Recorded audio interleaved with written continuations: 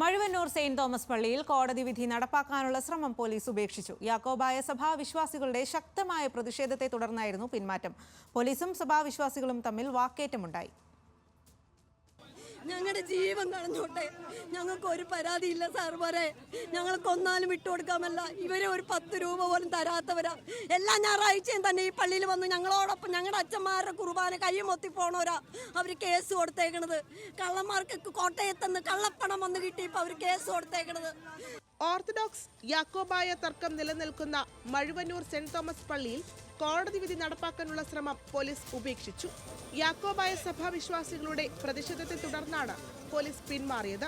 പ്രതിഷേധത്തിനിടെ തിക്കിലും തിരക്കിലും പെട്ട് 2 കുട്ടികൾക്ക് ദേഹാസ്വാസ്ഥ്യമുണ്ടായി.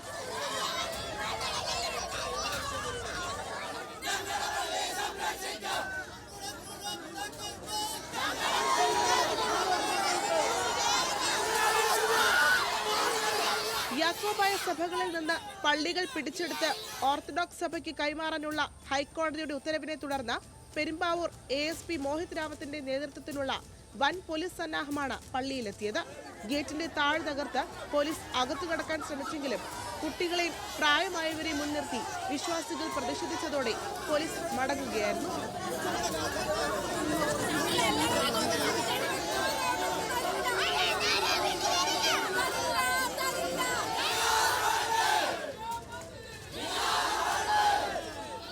അനുനയ ചർച്ചയ്ക്ക് പോലീസ് മുതിർന്നെങ്കിലും വിജയിച്ചില്ല. തിങ്കളാഴ്ചയാണ് പള്ളി തർക്കവുമായി ബന്ധപ്പെട്ട കേസ് ഹൈക്കോടതി പരിഗണിക്കുക.